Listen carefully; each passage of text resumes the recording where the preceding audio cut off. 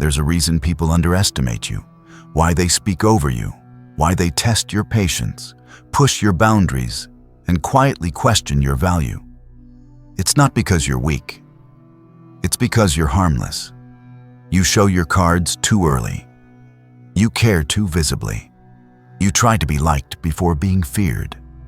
And in a Machiavellian world, being liked without being feared is the same as being ignored. The world doesn't fear goodness. It fears mystery. From the moment you were young, you were conditioned to be seen as a good person. Smile more. Be open. Be nice first. Be easy to approach. That conditioning runs deep, and on the surface, it sounds like the foundation of a good life. But here's the brutal truth. People don't respect good people. They use them. Because what's visible is predictable, and what's predictable can be controlled. Machiavelli understood this centuries ago. He didn't write to comfort, he wrote to warn. A leader who is not feared will always be vulnerable. That doesn't mean you should become violent. It means you must become unreadable. Because in a room full of loud people, the one who says nothing is the one everyone watches. Not because they expect a joke, but because they expect something they can't name.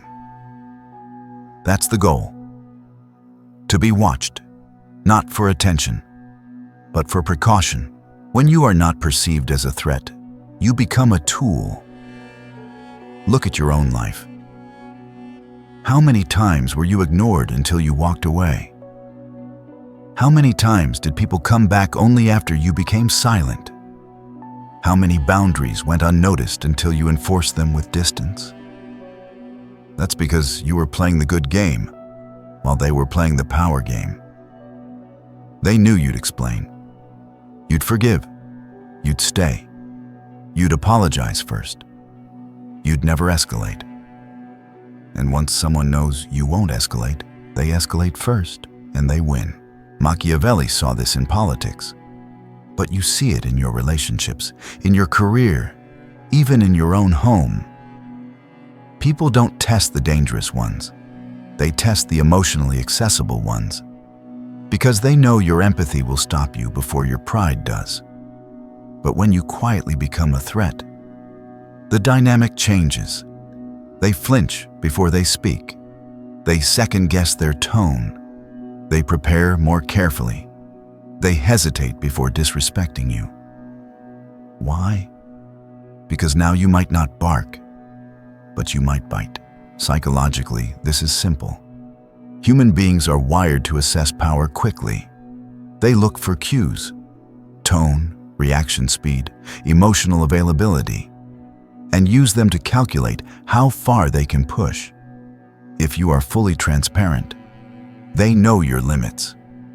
And when they know your limits, they will walk right up to them again and again. But when your limits are hidden, when your reactions are slower, when your silence is heavier, they stop walking casually toward that line. They start thinking about what might happen if they cross it. This isn't about becoming cold or cruel. It's about recalibrating your presence. It's about understanding that power isn't just about strength. It's about perception. The person they can't predict is the person they prepare for. The one who leaves questions unanswered is the one whose name lingers in the room after they're gone. You've spent most of your life trying to be loved first. Now it's time to be respected first. Because love without respect turns into expectation. Respect without love can still hold power. And the sweet spot, the true Machiavellian balance, is being liked enough to be welcomed, but feared enough to be handled with care. That begins by no longer being harmless. It begins by becoming unreadable. Harmlessness is not the virtue you were told it was. It is not a badge of honor. It is an invitation, a quiet signal that says there is no cost to crossing you. In the natural world, the creature that cannot harm is not admired for its gentleness. It is prey. In human power dynamics, the same instinct applies. When people sense you are harmless, they stop calculating the consequences of mistreating you. They feel no weight in their actions, no risk in their words, no reason to step carefully. This is why so many who take pride in being good find themselves used, overlooked, and even quietly resented. Because goodness, when it is exposed without limit and becomes predictable, turns into a map of your boundaries. And once someone can read that map, they know every shortcut to bypass your defenses and get what they want. Predictability is not safety. It is vulnerability. The opposite of harmless is not cruelty. It is unreadability. An unreadable person is a closed book, showing only selective glimpses of their pages, never the full story.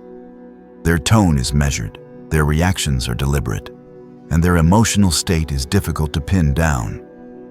You never know exactly what they are thinking or how far they might be willing to go.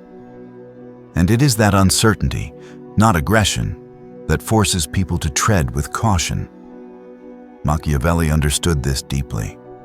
In politics, he observed that a ruler who could be read too easily was a ruler who could be controlled. Allies and enemies alike would craft their strategies around his predictable habits. But a leader who remained opaque, revealing only what was necessary, would force others into a constant state of preparation. When they couldn't read his intentions, they prepared for the worst. And in that preparation, they treated him with more respect than they otherwise might have given. The psychology behind this is simple. The human brain fears uncertainty more than it fears most threats. When the future is unknown, the mind begins to imagine possibilities, often the darkest ones. In the absence of concrete information, people project. And if you are deliberate, you can make that projection work in your favor. By limiting what you reveal, you create a space for others to overestimate your reach, your influence, and your capacity to act. This is not manipulation. It is strategic control over your own narrative. The danger comes when people can predict your emotional patterns. If they know you always forgive after an apology, they can wrong you without fear. If they know you will defend yourself when challenged, they can bait you into wasting energy on explanations. If they know you will never escalate, they will escalate first, confident in your restraint. Unreadability breaks this pattern. When others are not sure whether you will walk away, retaliate, or remain silent, they become more careful. They monitor their tone. They check their actions twice. They think longer before speaking your name in a disrespectful way. To be unreadable is not to be cold or detached. It is to be deliberate. It is to speak with intention rather than impulse. To reveal parts of yourself in small, controlled doses. To hold a stillness that others cannot interpret, leaving them unsure whether you are calm or simply waiting. In a world obsessed with exposure, where people constantly broadcast their ambitions, insecurities, and triggers, opacity becomes a rare and magnetic form of power. The moment you stop participating in the constant self-reveal, you set yourself apart. You shift from being the open book everyone believes they understand to becoming the question mark they cannot solve. And in the unspoken hierarchy of respect, the question mark is always more dangerous than the period. The power of the unexpressed is one of the most underestimated forces in human interaction. Yet, it is also one of the most decisive. People measure control by testing your reactions. They watch to see if they can make you flinch, make you explain yourself, make you soften when pressed.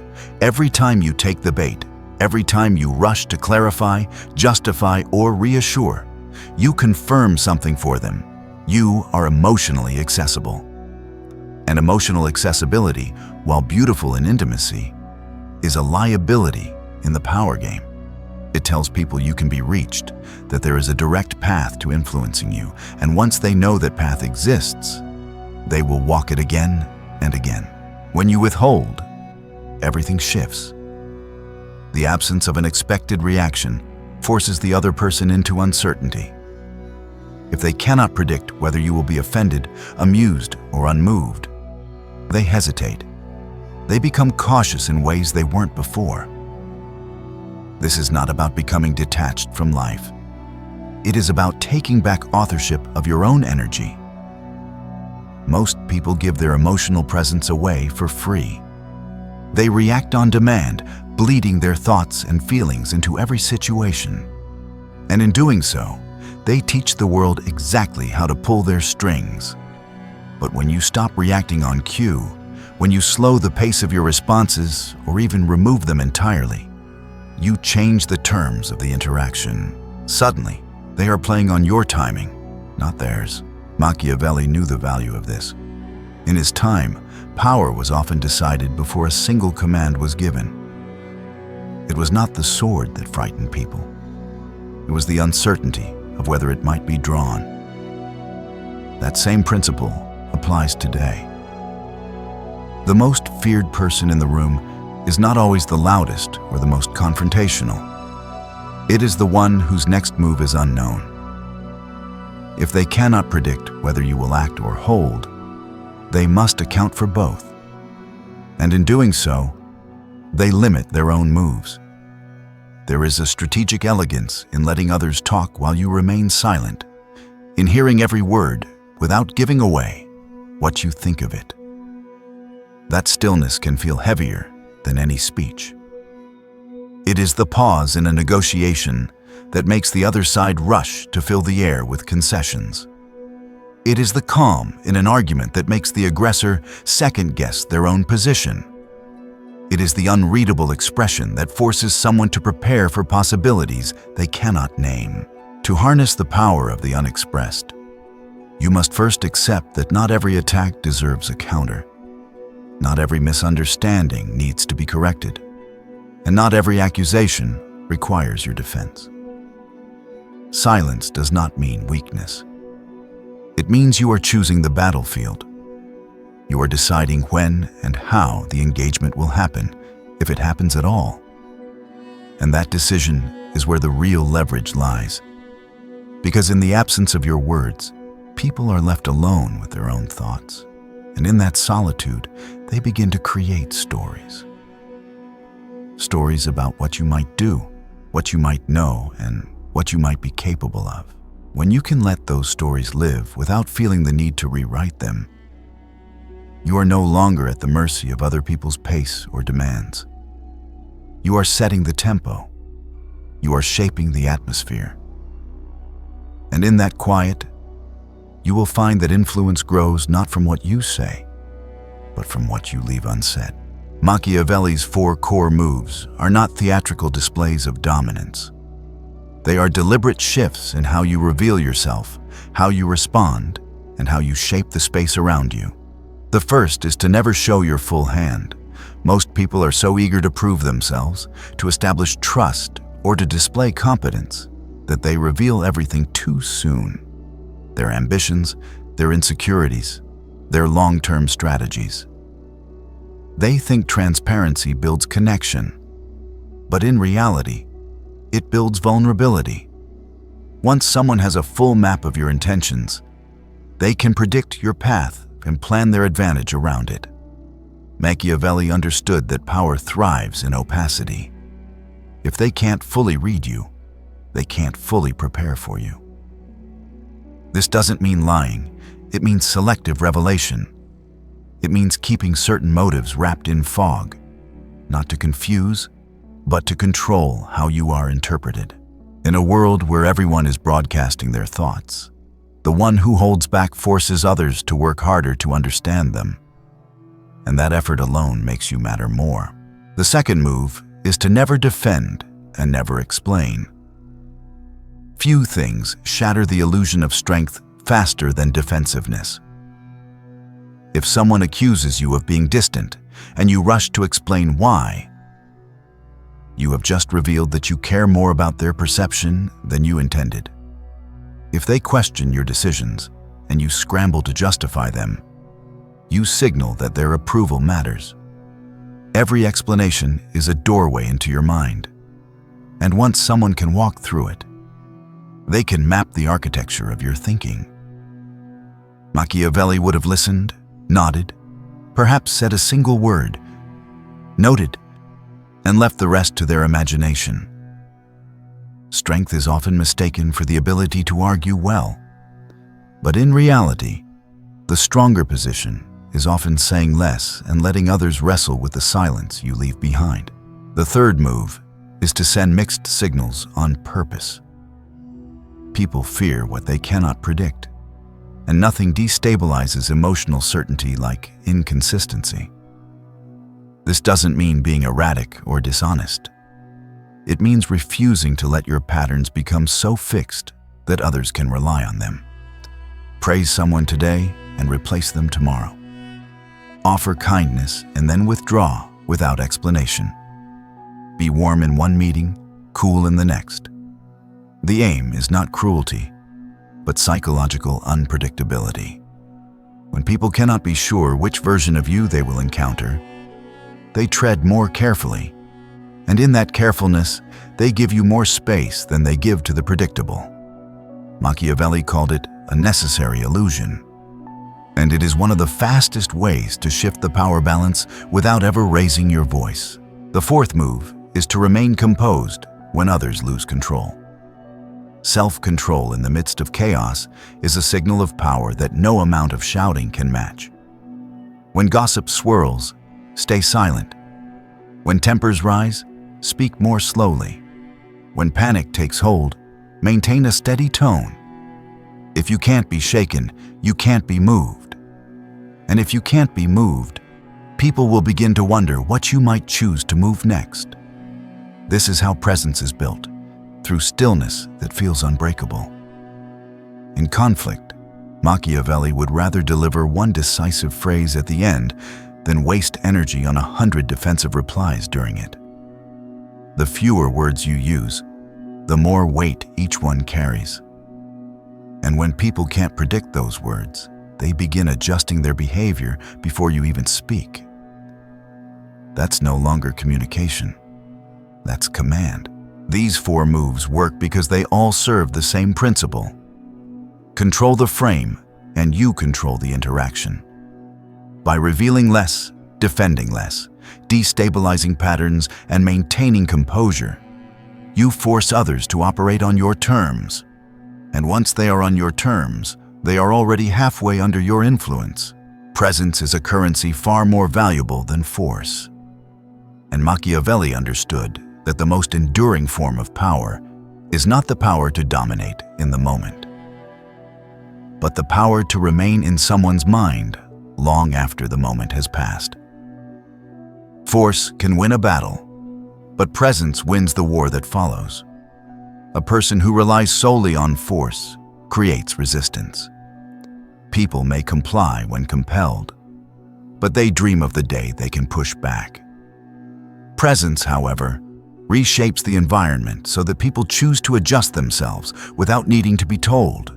It is the invisible influence that changes behavior before a command is even given. This is why the balance between fear and respect is essential. Fear without respect breeds quiet rebellion. If someone fears you but does not respect you, they will pretend to obey while secretly working against you, complying in public but sabotaging in private. That kind of power is brittle. It holds only until the first chance to break it appears. Respect without fear, on the other hand, breeds entitlement. If someone respects your abilities, but sees no risk in crossing you, they may push for more than they give, speak over you, and assume that kindness is guaranteed. That kind of respect is comfortable, but it is soft. It erodes under pressure. The sweet spot is tension. That unspoken understanding that you are kind but not to be tested, calm but not to be played with, silent but not asleep. This tension keeps people attentive in your presence and cautious in your absence. It's the awareness that while you may not act often, you could act decisively if pushed too far. Machiavelli's genius was knowing how to weave this tension into everyday interactions without theatrics. It is not about loud declarations. It is about subtle cues, the slight pause before you respond, the choice to let a silence stretch longer than expected, the rare but perfectly timed correction that ends a conversation without raising your voice. Presence over force is also about conservation. Those who rely on force exhaust themselves because they must constantly act to maintain control. Those who master presence act less often, but with greater effect. They do not burn energy proving their power. They let the perception of their power do most of the work. This is why the most feared people in any room are often the ones who speak least. They have trained others to measure their words differently, to watch for signs that may not even exist, and to live in a state of preemptive respect. To cultivate presence over force, you must be intentional with when you appear and when you withdraw, when you speak and when you remain silent, when you allow closeness and when you withhold.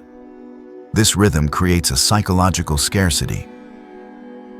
People notice when you are gone, and they measure their behavior differently when you return.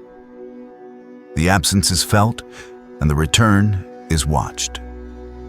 And over time, this rhythm embeds itself into the way people think about you. You no longer need to demand their attention. They offer it freely, just in case you might act. That is the difference between those who must chase obedience and those who simply command it. Habits are the architecture of silent power. They are the daily, almost invisible choices that, over time, build the perception of someone who cannot be moved, manipulated, or easily understood. The first habit is to never be the first to react. Most people rush to fill the air when something provokes them, eager to assert their position or defend their pride. But the one who waits gains the upper hand. A pause, even a brief one, forces others into uncertainty. They begin to wonder what you are thinking, whether you are offended, or whether you have already calculated your next move. This is not hesitation. It is deliberate control over the tempo.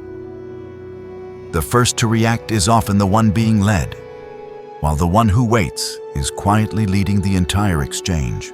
The second habit is to speak slower, say less, and leave earlier. Speaking slowly signals control over your emotions and your words. Saying less increases the value of every sentence because scarcity breeds attention. Leaving earlier creates mystery. It denies others the comfort of your constant presence and keeps them from taking you for granted. Most people seek to be understood. Power does not. Power seeks to be interpreted, allowing others to fill in the gaps with their own projections. And projections, when you control the frame, often make you seem larger than life. The third habit is to withdraw strategically. The most dominant people are not the ones always in the center of the room. They are the ones whose absence is felt. This is why you must vanish before your presence becomes ordinary. In conversation, in meetings, in relationships, step back before the energy dips, before familiarity dulls the edge of your influence. The dog is always there, and so it is taken for granted. The wolf appears, then disappears, leaving an unsettled awareness in its wake. People begin to ask where you went, why you left, and what you might be doing. That speculation becomes part of your aura. The fourth habit is to never over-explain your moves. The urge to justify decisions comes from wanting others to understand or approve. But every explanation is a small erosion of authority. If you said no, let it remain no. If you change direction, let it remain changed. The more you wrap your actions in reasons, the more you invite debate, persuasion, or dismissal. A threat never negotiates its boundaries. The simple act of holding your position without offering an emotional receipt tells people you operate on your own terms, not theirs. The fifth habit is to maintain emotional neutrality in social games. People will test you with jokes, bait you with provocations, or prod you with guilt to break your composure. The more unreadable you are, the more they will want to crack the code. This is not because they dislike you. It is because uncertainty is uncomfortable. If you stay neutral, smiling when you choose, engaging when you choose, they will be forced to assume you are stronger than they are. That assumption is power. Machiavelli understood that restraint is not the absence of emotion. It is the discipline of deciding when emotion is a weapon and when it is a weakness. These habits, practiced consistently, create an energy field around you that is felt before it is seen. You stop needing to prove yourself because your presence becomes a constant reminder that you are not someone to be handled carelessly. Every pause, every silence, every withheld reaction trains people to respect the space you occupy. And the longer you maintain them, the more permanent that respect becomes. Controlled tension is the quiet heartbeat of lasting influence. It is not chaos, not drama, but a finely tuned awareness that you are kind yet not to be tested, calm yet not to be played with, silent yet fully awake. This tension is what keeps people slightly on edge in your presence, even when you've said nothing at all. It is the subtle current running beneath your interactions, the one that forces others to choose their words more carefully, to read your expressions more closely, to measure themselves before they approach you. Without this undercurrent, respect drifts toward comfort, and comfort drifts toward disregard. Machiavelli knew that tension works because it creates a state of anticipation. People fear what they do not understand, but they also respect what they cannot fully predict. When your energy is steady but your warmth is inconsistent, you become impossible to map. One day you are observant and reserved, another day slightly amused, and on a third, silent but watchful. This does not make you unstable. It makes you deliberate. You are always composed, but not always inviting. You choose the version of yourself that fits the moment. And in doing so, you keep others from settling into the comfort of thinking they've figured you out. The way you deliver this tension matters. You give one precise statement in a discussion and then leave it at that, never repeating it for emphasis. You dissolve an argument with a single sentence, not a lecture. You correct a mistake once and let the correction stand without lingering. Then you step back, sometimes physically, sometimes emotionally, letting your absence speak louder than any follow-up could. That moment, small as it may seem, lingers in their mind far longer than 100 words would. They replay it, wonder about it, and in doing so, they keep you present in their thoughts. A crucial part of controlled tension is making people feel the weight of losing you without ever threatening to leave. You do this by withdrawing your attention, your warmth, or your engagement without explanation. You stop nodding in agreement. You step out of the conversation earlier than expected. You become professionally cold in the right moments. You let praise exist without rushing to confirm it, accepting compliments with a nod or a small smirk rather than eagerness. These actions send a quiet message. You are aware of your worth, and you do not need validation to confirm it. The genius of this balance is that it allows you to hold both fear and respect without tipping into either extreme. Fear without respect breeds resentment. Respect without fear breeds entitlement. But tension, the kind born from being unpredictable in warmth, steady in control, and selective in presence, creates the perfect blend. It ensures that when you are silent, people still hear your name echo in the room. And when you are gone, they still adjust themselves as if you were watching. Advanced Machiavellian strategy begins where most people stop, at the point where silence, composure, and controlled presence have already made you unreadable. The difference between someone who is simply quiet and someone who is strategically silent lies in how they shape perception even when absent. The first move is to read the room before revealing yourself. Most enter spaces eager to make their presence known, to set the tone immediately. But the Machiavellian player waits. They watch the energy, note the alliances, detect the tensions. They identify who is seeking influence, who is posturing, who is observing like they are. Only after this quiet assessment do they choose their entry. And by then, every word and gesture has more precision because it is anchored in understanding, not assumption. The second move is to use third-party perception as a tool. Your influence grows faster when others speak about you in your absence than when you speak for yourself. This is why strategic silence often amplifies your reputation. It gives people room to speculate, to interpret your motives, and to pass those interpretations along. Machiavelli understood that control of a narrative doesn't always come from telling your version. Sometimes it comes from letting others build it for you. The key is to leave behind moments that invite retelling, an unexpected withdrawal, a sudden but calculated change in tone, a concise statement delivered at the perfect time. These fragments become stories, and stories turn into influence.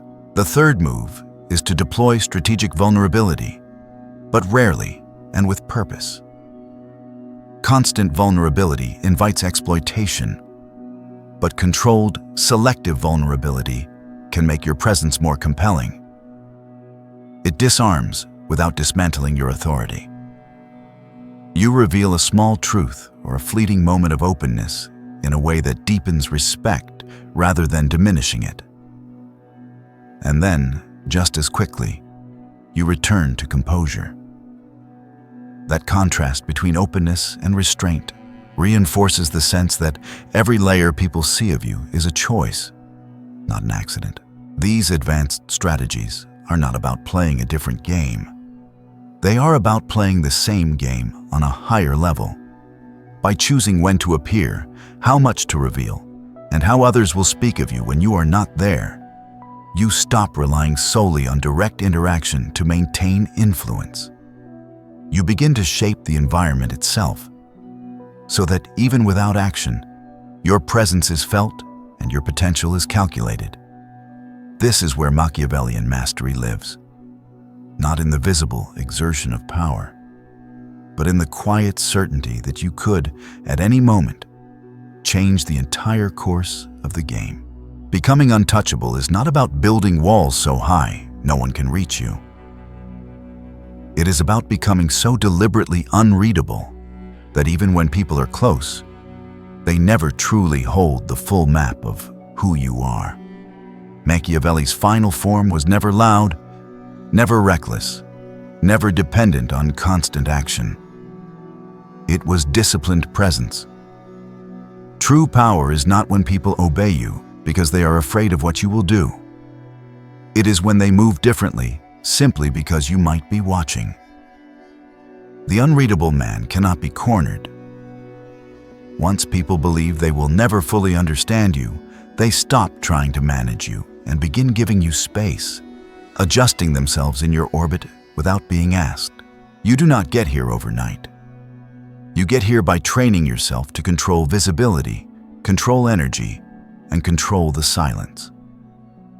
You decide when to show warmth and when to withhold it.